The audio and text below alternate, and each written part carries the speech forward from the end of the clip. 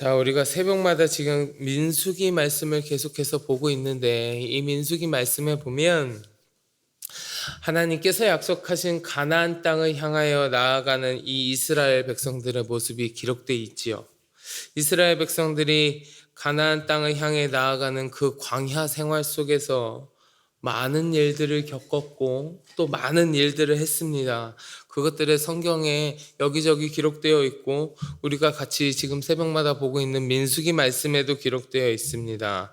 그리고 특별히 어제부터 우리가 같이 나누고 있는 민수기 28장, 그리고 내일도 계속 나누게 될 민수기 29장, 28장과 29장에서는 이스라엘 백성들이 소중히 여기고 그 마음속에 깊이 염두에 두어야 하는, 하나님 앞에 드려야 하는 각종 제사와 제물과 절기에 관한 이야기들이 기록되어 있습니다. 근데 오늘은 오늘의 본문뿐만이 아니라 그 앞뒷 말씀 민수기 전체에 기록되어 있는 이 쭉 이야기들의 순서에 관해서 우리가 좀 의미를 유념하면서 말씀을 같이 나눠볼까 합니다.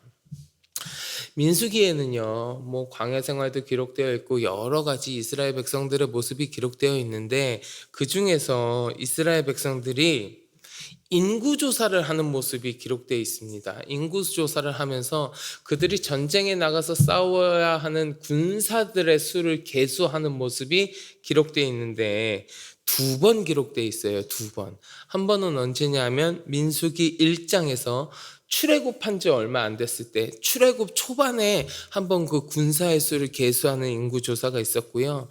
두 번째는 언제냐면 오늘 본문보다 조금 앞에 있는 민수기 26장에서 이루어졌는데 그들이 40년의 그 광야 생활을 마칠 때쯤에, 그 광야 생활의 마지막쯤에 그 군사의 숫자를 계수하는 인구조사를 실시하는 모습이 기록되어 있습니다.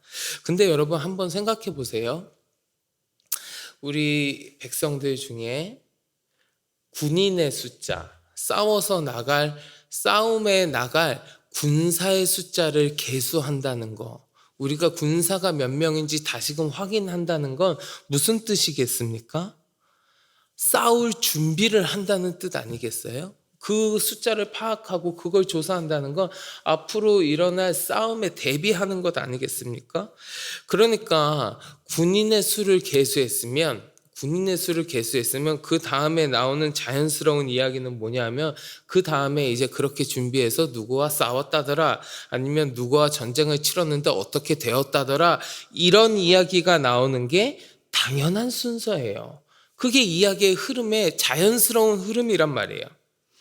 26장에서 이루어진 두 번째 인구조사, 26장에서 군사의 수를 계수한 것을 이야기했으면 그 다음에 자연스럽게 이야기가 진행이 되려면 그 군사의 숫자를 파악했고 그 군사들을 앞세워서 이제 무슨 요단강을 어떻게 건넜고 건넌 후에 저 가나안 땅에 입성해서 그것을 차지하는 과정 어떻게 싸웠고 어떤 전쟁을 치렀고 이런 이야기들이 나오는 게 아주 자연스러운 이야기의 흐름이겠죠. 자연스러운 이야기의 흐름이란 말이죠. 그런데 실제로 그런 이야기들이 기록되어 있지 않고 군사의 수를 계수한 다음에 나오는 이야기가 지금 어떤 이야기가 28장, 29장에 계속 나오고 있습니까?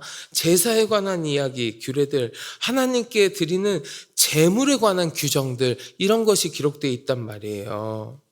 그러면 어제 본문부터 시작되는 민수기 28장, 29장, 여기에는 왜 싸움을 하는, 군사의 숫자를 계수한 다음에 그 군사를 데리고 어떤 싸움을 하였더라, 이런 자연스러운 이야기가 아니라 군사의 숫자를 실컷 다 계수한 다음에 그 다음에 하나님 앞에 제사는 어떻게 드리고 제물은 어떻게 드리는 것이다, 그 규례가 왜 먼저 나오고 왜 먼저 기록되어 있을까? 그건요, 하나님의 군대는 세상의 군대와 달라서 그래요.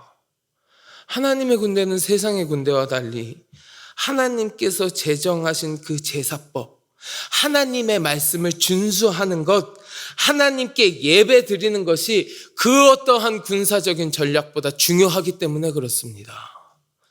세상의 군대는 무슨 어떻게 싸워야 한다, 어떤 전략을 세워야 한다, 어떤 무기를 써야 한다, 이것이 중요할지 모르겠지만 하나님의 군대는요, 하나님 앞에 어떻게 예배하고 하나님 앞에 어떻게 제사 드리며 하나님의 말씀을 먼저 붙드는 것이 그 어떠한 군사적인 전략보다 먼저라는 거예요.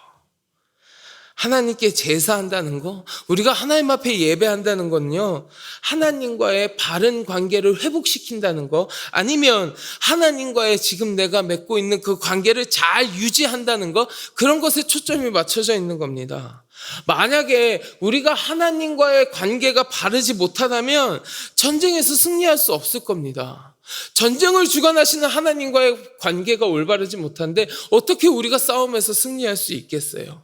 그 예를 들어서 이스라엘 백성들이요, 가데스 바네아에서 불신하는 그 사건이 있었잖아요. 그리고 나서 그 사건 이후에 가나안 족속과의 싸움에서 이들이 어떻게 됐습니까? 아주 쓰라린 패배를 경험했다고요. 하나님과의 관계가 올바르지 못한 상태에서 하나님 뜻에서 벗어난 전쟁은 결코 승리할 수 없습니다. 그리고 지금 이 이스라엘 백성들은 하나님의 뜻에서 벗어난 전쟁은 승리할 수 없다라는 그 사실을 너무 잘 알고 있을 거예요.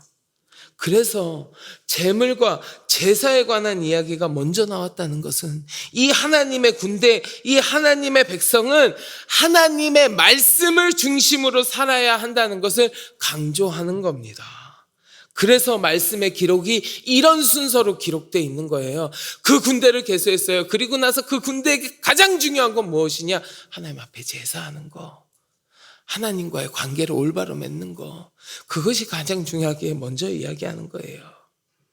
그리고 이러한 사실은 지금 이 순간, 이 시간을 살아가고 있는 우리들에게도 마찬가지입니다. 여러분, 우리는 세상을 살아가면서요, 참 많은 어려움을 겪습니다. 또 믿는 성도로서 우리가 이 땅 가운데에서 얼마나 많은 영적인 전쟁을 치르면서 살아가요. 수많은 영적인 전쟁들이 우리의 삶 가운데 계속해서 다가오잖아요. 우리가 맞닥뜨리게 되는 이 세상적인 문제들, 이 영적인 전쟁에서 내가 승리하는 삶을 살기 위해서는 나를 승리하게 해주시는 그 하나님과의 관계가 바로 유지되고 있어야 되지 않겠습니까? 우리도 우리의 믿음 생활을 해나갈 때에 주님의 말씀, 우리 하나님의 뜻을 우선으로 삼으며 살아가는 거룩한 믿음의 백성이 되어서 나를 승리케 하여 주시는 주님의 역사를 이루며 살아가기를 주의 이름으로 간절히 축원합니다. 자, 그러면 하나님께서 믿음의 백성들이 하나님을 우선시하는, 하나님의 말씀을 먼저 생각하는 그러한 삶을 살게 하기 위하여 주님 앞에 제사하는 것, 주님 앞에 제물 드리는 것에 관한 규례들을 이렇게 말씀하셨는데, 오늘 본문에서 말씀하시는, 오늘 본문에서 이야기하는 그 절기들과 제사에 관해서 우리가 조금 더 구체적으로 우리가 기억해야 될 것들에 대해서 나눠 볼까 합니다. 오늘 본문에 보시면 6월절이 언급되죠. 그 다음 바로 이어서 무교절에 관해서 지켜야 될 것들이 언급되고요. 뒤에 가면 77절이라는 절기에 관해서 기록되어 있습니다.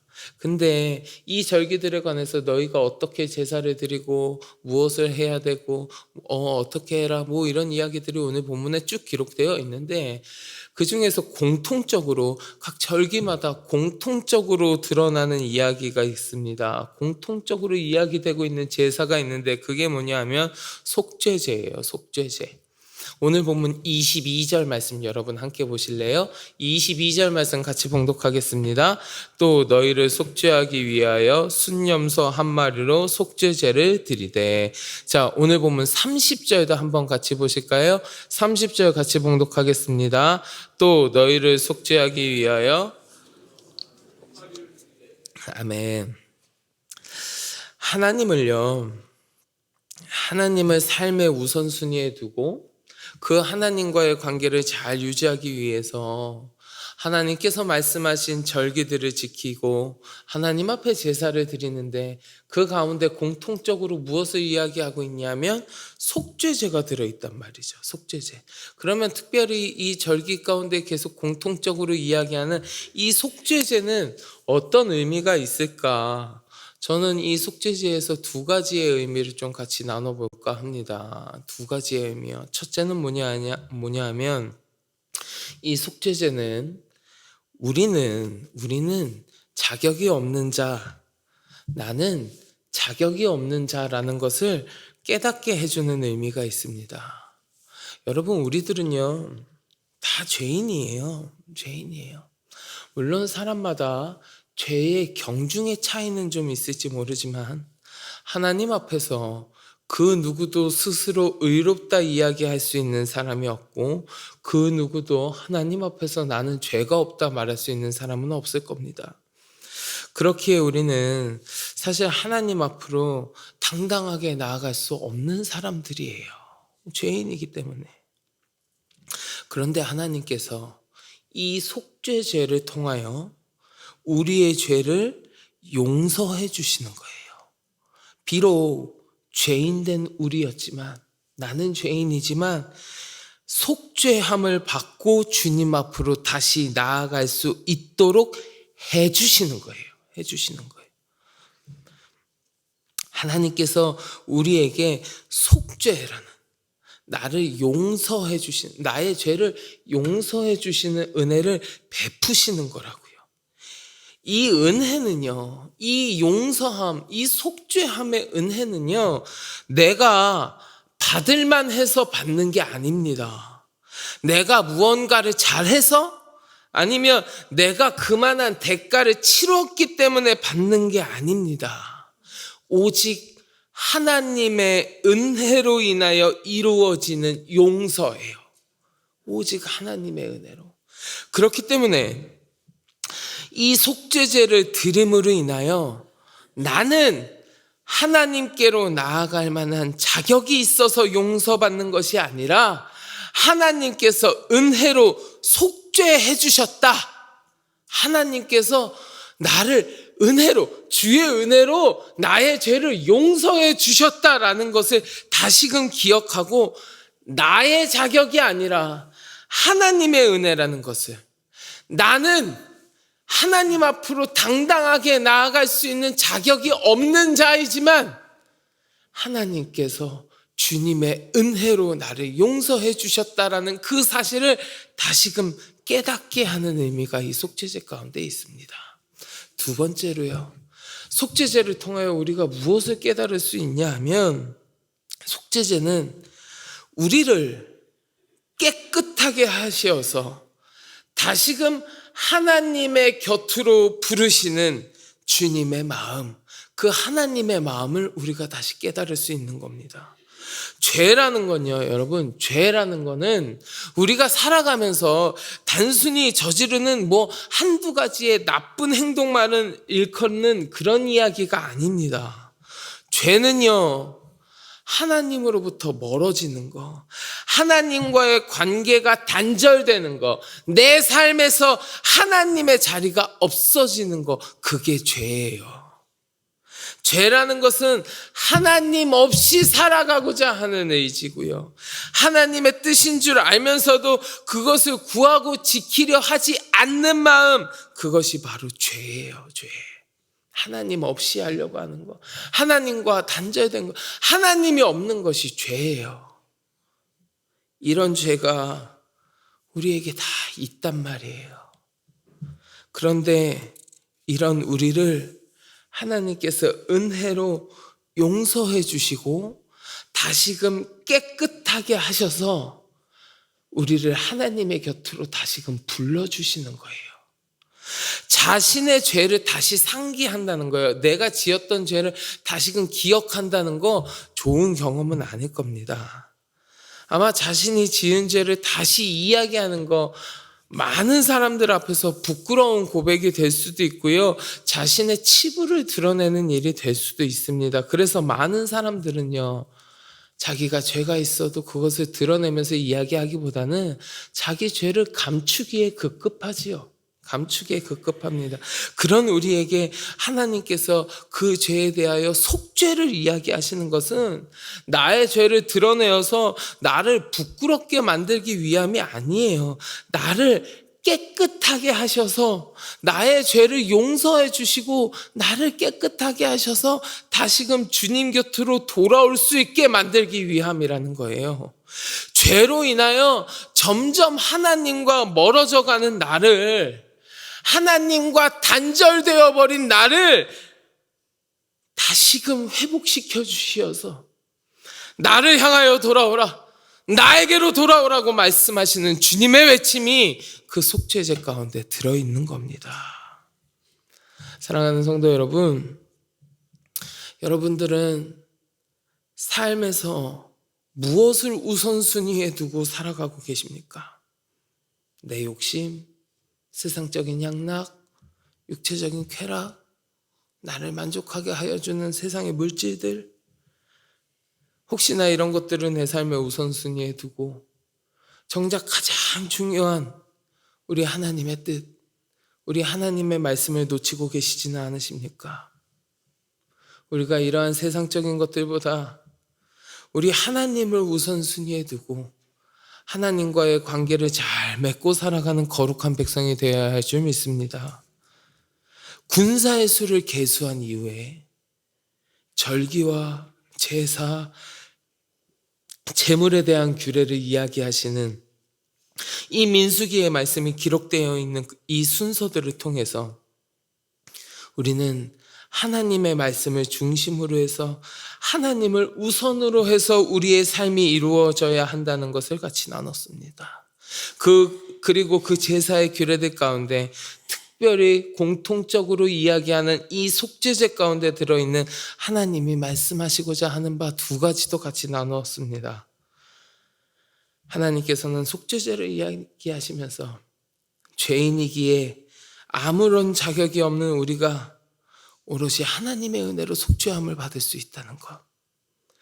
우리가 속죄함을 받는 것은 나의 자격이 아니라 하나님의 은혜라는 것을 깨닫게 하셨고, 하나님께서 이 속죄제를 말씀하시는 것은 죄로 인하여 하나님으로부터 멀어졌고 하나님과 단절되어 있던 나를 다시금 주님의 곁으로 돌아올 수 있도록 하여 주시는, 다시금 나의 곁으로 돌아오라고 외치시는 그 주님의 외침이라는 것도 우리가 같이 나눴습니다. 바라기는 이 시간 함께 하시는 우리 모든 성도 여러분들의 삶은 오늘 말씀을 통하여 같이 나눈 것들을 잘 기억하시고 그 하나님의 외침을 우리가 귀담아 듣고 그 은혜를 기억하면서 늘 우리 주님을 내 삶의 우선순위에 두고 살아가는 삶이 되시기를 주의 이름으로 간절히 축원합니다. 그러므로 말미암아 이 세상 가운데에서 다가오는 모든 어려움이나 영적인 전쟁에서 주님과 더불어 승리하는 거룩한 주의 백성의 이야기가 내 이야기가 되는 그런 놀라우신 우리 주님의 은혜가 우리 성도 여러분들 가운데 가득하시기를 주의 이름으로 간절히 축원합니다. 자, 우리 같이 기도하겠습니다. 하나님, 내 삶에 아버지 하나님을 가장 먼저 생각하고 우선순위에 두게 하여 주시옵소서. 세상 그 무엇보다 우리 주님의 뜻과 계획과 하나님의 말씀과 아버지 하나님의 그 명령이 가장 중요하다는 것을 내가 염두에 두고 늘 그것을 지키며 살아감으로 말미암아 이 세상 가운데에서 다가오는 많은 어려움과 영적인 전쟁 가운데에서 승리하는 거룩한 믿음의 백성이 될 수 있도록 주여 나의 삶을 붙들어 주시옵소서. 함께 기도하시고 마음속에 가지고 계신 간절한 기도의 제목을 놓고 주님 앞에 같이 기도하겠습니다.